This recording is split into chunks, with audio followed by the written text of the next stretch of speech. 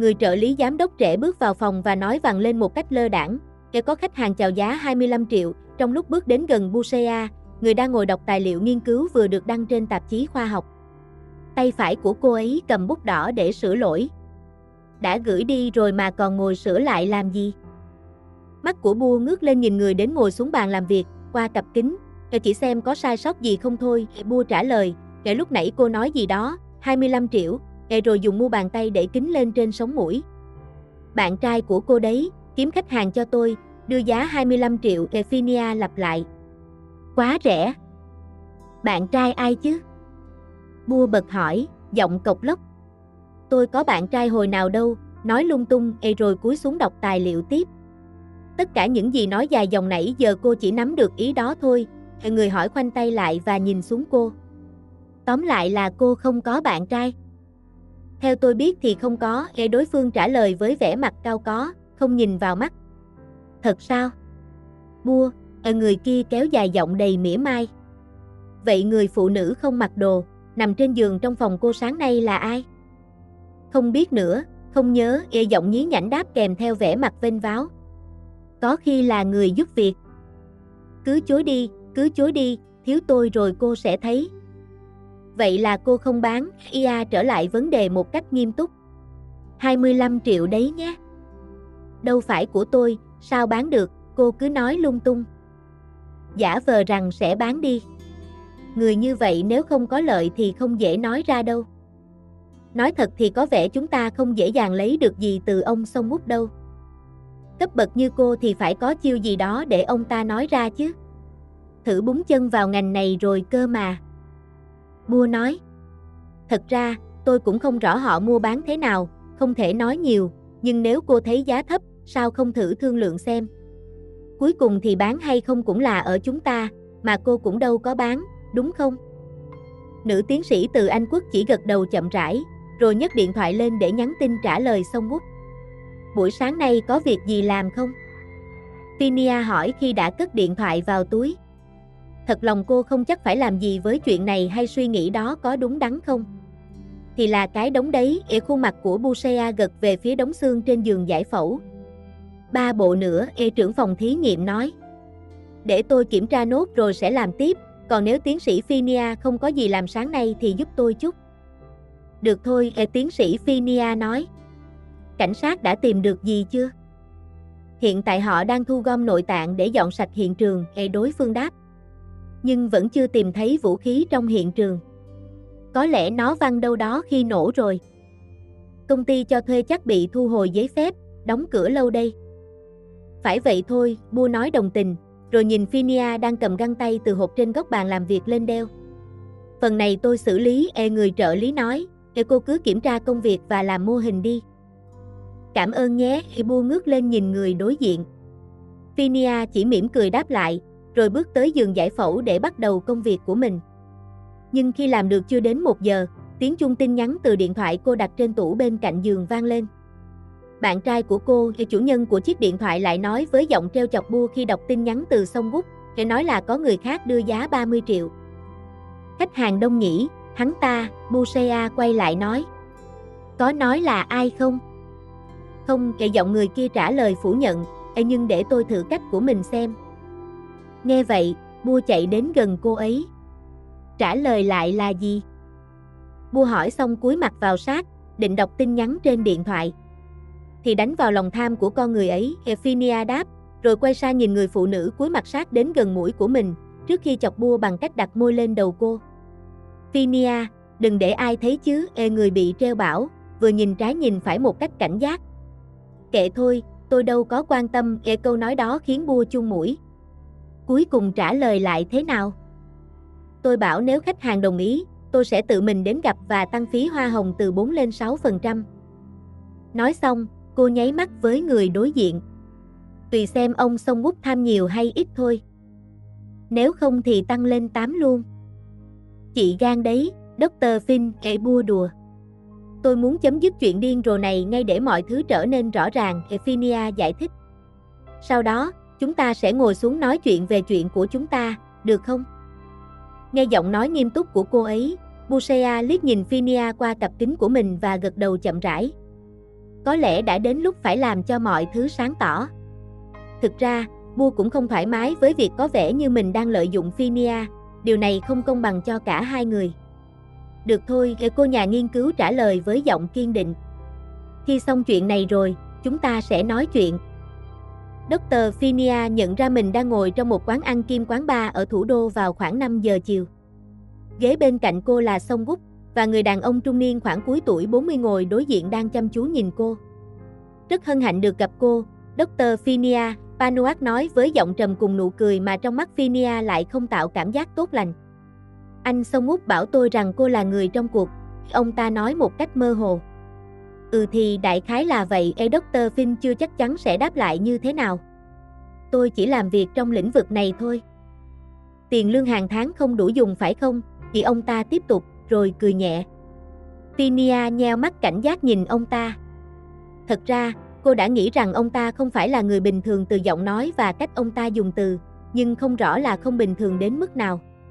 Chỉ đơn thuần là xám xịt hay là hoàn toàn đen tối? Con người vốn dĩ như vậy, không phải ai cũng hoàn toàn trong sạch. Ai cũng có một góc tối trong mình, đặc biệt là trong thế giới của sự tranh giành. Trước đây, Phineas từng có biệt danh là ác nữ ghi của khóa, nhưng thời gian trôi qua, mọi thứ đã thay đổi. Là một người nghiên cứu về sự tiến hóa của loài người, cô cảm thấy may mắn khi kiến thức này đã dạy cho cô nhiều điều, giúp cô nhận ra sự khác biệt giữa con người và nhân loại. Làm người thì dễ, nhưng trở thành một nhân loại lại khó hơn nhiều. Một trong những điều nhân loại có mà người thường không có là khả năng phân biệt giữa điều mình thích và điều đúng đắn. Con người luôn có xu hướng làm điều mình thích hơn là điều đúng đắn. Trước đây, Phineas là một người hành động theo ý muốn của mình, luôn làm những gì mình muốn mà không nghĩ đến sự đúng đắn. Cô không kiên nhẫn, hay cãi vã và không chịu thua. Miệng cô thường đi trước não, muốn nói gì thì nói mà không để ý đến cảm xúc của người nghe. Đến giờ, Phineas lại thấy biết ơn vô. Cùng đối với giáo sư Nisha, người vẫn tin tưởng cô. Cũng như một người khác, người mà cô đang cố gắng chứng minh rằng mình không còn là Phineas của ngày xưa. Nhưng tính cố chấp ngày đó lại ảnh hưởng xấu đến cuộc sống của cô hiện tại, mặc dù giờ cô đã chọn làm điều đúng đắn hơn là điều mình muốn. Dù miệng vẫn nói nhanh như trước, nhưng giờ đầu óc cũng đã theo kịp. Kinh nghiệm đã dạy cô một bài học vô giá, rằng thật dễ dàng để hành xử như người khác, nhất là những điều được số đông cho là đúng dù trong thực tế lại ngược lại. Những cái bẫy này đầy rẫy trong cuộc sống của chúng ta. Đây là sự tiếp diễn từ quá khứ và sẽ còn tồn tại trong tương lai. Chúng ta không thể mong muốn mọi thứ đều diễn ra theo ý mình. Cuộc sống không đơn giản như vậy. Nhân loại đã trải qua những thăng trầm qua mỗi thời kỳ, nhưng vẫn tồn tại nhờ sự thích nghi với thay đổi. Có lẽ, con người cần học cách làm điều đúng đắn dù không phải điều họ thích, để tồn tại. Đôi khi, điều này không liên quan đến tiền bạc, Dr. Phin trả lời một cách điềm đạm cùng nụ cười lạ trên môi. Vậy sao? Thì ông ta cười, ngã người ra sau ghế. Trước mặt cả ba người chỉ có ly nước lọc, và họ vẫn chưa gọi món. Tôi không thấy lý do nào khác cả. Nếu không phải vì tiền thì vì điều gì? Vì nếu tôi đặt tiền bạc lên hàng đầu, tôi đã không ở đây, cô đáp. Nhưng tôi cũng không có vấn đề với những ai làm vì tiền, vì đôi khi, tiền có thể là thứ duy nhất còn lại trong cuộc sống của họ. Không có tiền, cuộc sống sẽ rất khó khăn, Panuak nói với nụ cười. Tôi không phản bác điều đó, lần này, Dr. Phin trả lời. Nhưng nếu giao cả cuộc đời mình cho đồng tiền thì đối với tôi, đó là một sự hạ thấp bản thân. Cuộc sống của con người chúng ta đáng lẽ phải có điều gì đó nhiều hơn thế. Ông ta chỉ cười nhẹ đáp lại. Vậy cô có đồng ý với lời đề nghị 30 triệu của tôi không? Tôi trả ngay bằng tiền mặt. Có người khác trả tôi cao hơn chút, Phineas trả lời với một nụ cười nửa miệng. Nhưng tôi vẫn chưa đồng ý với bên đó vì muốn nói chuyện với anh trước. Nếu chúng ta nói chuyện hợp nhau, giá cả sẽ không phải là điều kiện đầu tiên. Vậy sao? Panuak đáp lại. Nếu thế thì tôi bắt đầu tin rằng với cô, tiền không phải là ưu tiên hàng đầu. Tôi chỉ muốn tìm người có thể làm ăn lâu dài, Phineas giải thích. Tôi mới trở về từ nước ngoài nên muốn làm quen với những người trong ngành, để có khi nào có món đồ nào đó muốn bán, tôi sẽ biết ai là người mua phù hợp. Tôi hiểu rồi, đối tác của cô gật đầu đồng tình. Nếu có gì cần, cô cứ liên hệ trực tiếp với tôi. Sau đó, Ông ta cầm lấy danh thiếp từ túi áo trong và đưa cho cô. Phinia nhận lấy và nhìn đọc tên trên đó. Panuat Supibon. Dr. Songguk, anh không cần lo chuyện tiền hoa hồng nhé. Lần này, Dr. Finn nói với người đã giới thiệu Panuat cho cô. Tôi sẽ lo chuyện hoa hồng cho anh. Và nếu có giao dịch sau này, tôi sẽ liên hệ qua Dr. Songguk. Phinia nói thêm.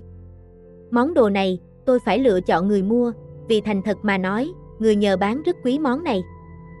Nếu một ngày nào đó cô đổi ý và muốn để tôi chăm sóc món đồ này thì cứ nói với tôi nhé. Tôi sẽ rất vui lòng, anh Panuat, cô đáp lời một cách nhẹ nhàng. Cho tôi hỏi cô có thể cho tôi biết người đưa ra giá cao hơn cho món này là ai không? Câu hỏi đó khiến Phinia mím môi suy nghĩ. Có lẽ nếu cô trả lời khéo léo, cô có thể thu được chút thông tin hữu ích. Cô cảm thấy Songguk đang nhìn cô. Thực ra, người này không qua Dr. Songguk mà là qua một người bạn của tôi, cô đáp lại nửa chừng. Panuat gật đầu. Vậy chiếc máy bay gặp tai nạn thật sao? Dr. Finn hỏi thêm, tỏ vẻ quan tâm. Dường như Songguk là người khá sành sỏi, nhưng ông ấy ít khi tiết lộ điều gì. Tôi cũng vừa mới nghe tin này khi trở về, Phinia tiếp tục. Tôi nghe từ nhóm buôn cổ vật, ông ta đáp. Nhưng mấy tin kiểu này, nghe rồi cũng nên chia đôi ra mà tin. Được rồi, lần này là Panuat cắt ngang. Dù sao chúng ta cũng đã quen biết nhau rồi. Nói xong, ông đứng lên. Nếu cô quyết định, cứ liên hệ với tôi bất kỳ lúc nào nhé. Rất vui được gặp cô, Dr. Phinia. Rất vui được gặp anh.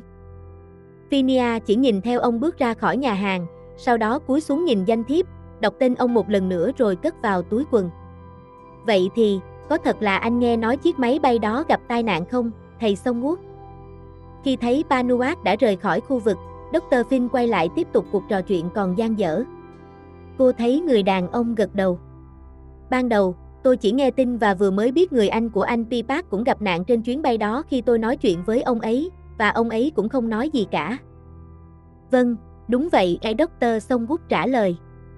Lúc đầu nghe tin tôi cũng sốc lắm, ông nói. Tôi vừa mới nói chuyện với ông ấy về xác ướp cổ, nhớ rất rõ là ông ấy nói sẽ đi Paris để tham dự một sự kiện trước khi máy bay gặp nạn. Sự kiện đó có trưng bày thi hài cổ đại và sẽ có hơn 100 khách tham gia. Ông ấy còn rủ tôi đi nữa, nhưng tôi phải tham gia hội thảo ở đây nên đành từ chối, không thì. Được rồi, lần này là Panuat cắt ngang. Dù sao chúng ta cũng đã quen biết nhau rồi.